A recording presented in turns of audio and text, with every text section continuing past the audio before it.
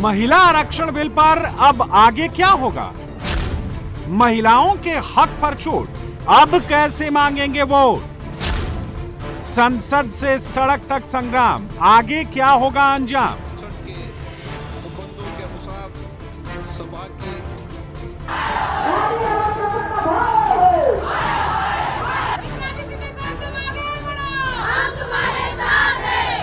संसद में महिला आरक्षण से जुड़ा संविधान संशोधन बिल पास नहीं हो सका।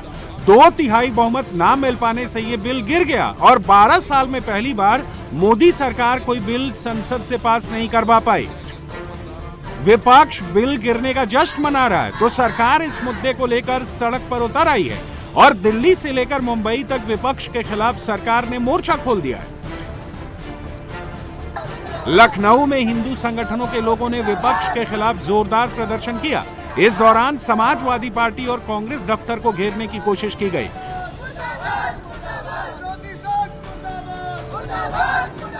अब ये सवाल रखे कि उन्होंने ये फैसला क्यों नहीं आगे बढ़ने दिया, इसको क्यों खारिज किया गया, क्या कारण है इसका? क्या महिलाओं से डर लग रहा है उनको कि क्योंकि महिलाएं जाएंगी राजनीति पे, देश को और आगे बढ़ाने का काम करेंगी और सरकार के साथ हम लोग और मिलजुल के काम करना चाहेंगे, तो शायद वो ये नहीं चाह रही है। बड़ा मौका था, विपक्ष ने आप लोगों का साथ नहीं दिया। भारतीय जनता पार्टी बोल रही है कि विपक्ष ने साथ नहीं दिया महिलाओं का। क्यों नहीं दिया, इसका क्या कारण है? कहाँ गई अब वो इक्वालिटी जिसकी बात करते हैं? सशक्तिकरण की बात होती है तो अब कहाँ गई महिलाओं के लिए इक्वालिटी? अब जब स्टैंड लेने की बात थी तो विपक्षी ने ऐसा नहीं होने दिया, तो क्या कारण है? हमको कारण जानना, क्यों उनको इतनी मिर्ची लग रही है? महिला आरक्षण को लेकर दिल्ली में भी प्रदर्शन तेज हो गया है। सीएम रेखा गुप्ता ने महिला उद्यमियों के साथ प्रदर्शन में हिस्सा लिया। काली पट्टी बांधकर महिला आरक्षण बिल पास ना होने को लेकर विरोध प्रदर्शन किया गया, जहां रेखा गुप्ता ने खुद विपक्ष के खिलाफ नारेबाजी की।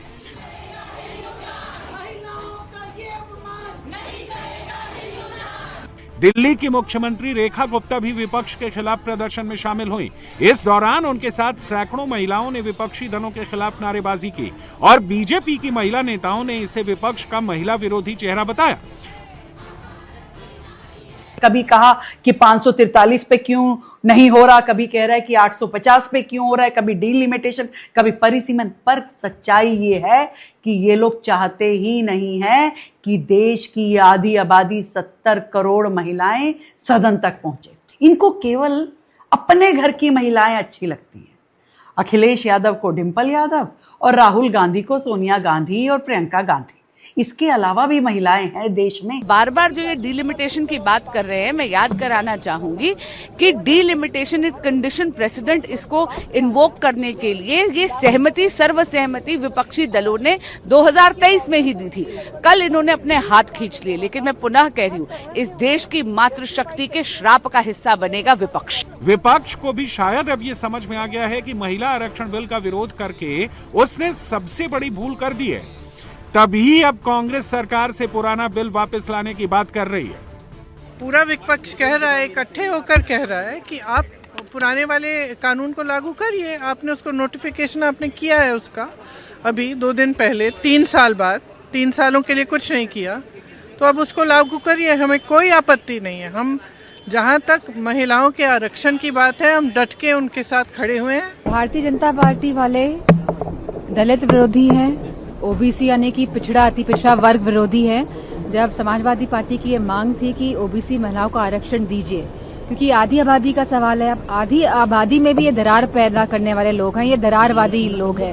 इन्होंने हमेशा समाज में दरार पैदा की है, अविश्वास पैदा किया है, भय पैदा किया है और इसी हथियार से ये लोग आज सत्ता में बने हुए हैं। लेकिन बीजेपी कह रही है कि अब विपक्ष को महिलाओं के गुस्से से कोई नहीं बचा सकता, क्योंकि महिलाओं के सम्मान से जुड़े बिल को गिराकर उन्होंने अपने ऊपर कभी साफ ना होने वाला दाग लगा लिया है। कांग्रेस पार्टी और विपक्षियों को भारत की महिलाओं का गुस्सा झेलना पड़ेगा। मैंने तो कल ही बता दिया, ये काला दाग कांग्रेस और उनके साथियों के ऊपर लग गया है, वो जिंदगी भर साफ नहीं कर पाएगा। उन लोगों ने विरोध करके अपनी लंका में आग स्वयं लगा लिया है और अब कांग्रेस को लुप्त होने से और सपा को साफ होने से कोई बचा नहीं पाएगा। जो जश्न मना रहा है, उनका जश्न जब तक चुनाव नहीं आते, चाहे विधानसभाओं के और चाहे लोकसभा 2029 के, तब तक ही जश्न इनके पास रहेगा, उसके बाद राजनीतिक रूप से ये मातम मनाएंगे। लेकिन बीजेपी सिर्फ विपक्ष के खिलाफ विरोध प्रदर्शन नहीं कर रही, बल्कि वो अब इस मुद्दे को संसद से लेकर विधानसभाओं तक में विपक्ष की मुश्किलें बढ़ाने के लिए तैयारी कर ली है। बीजेपी अध्यक्ष नितिन नवीन ने बीजेपी शासित राज्यों के मुख्यमंत्रियों के साथ बैठक की, जिसमें विधानसभा का विशेष सत्र बुलाकर विपक्ष के खिलाफ निंदा प्रस्ताव लाने की रणनीति बनाई गई। यानी महिला आरक्षण को लेकर सियासी तापमान अभी और बढ़ने वाला है। लेकिन इन सबके बीच सबसे बड़ा सवाल यह है कि क्या आधी आबादी को उनका हक मिलेगा, या ये मुद्दा भी सियासी जंग में उलझ कर रह जाएगा।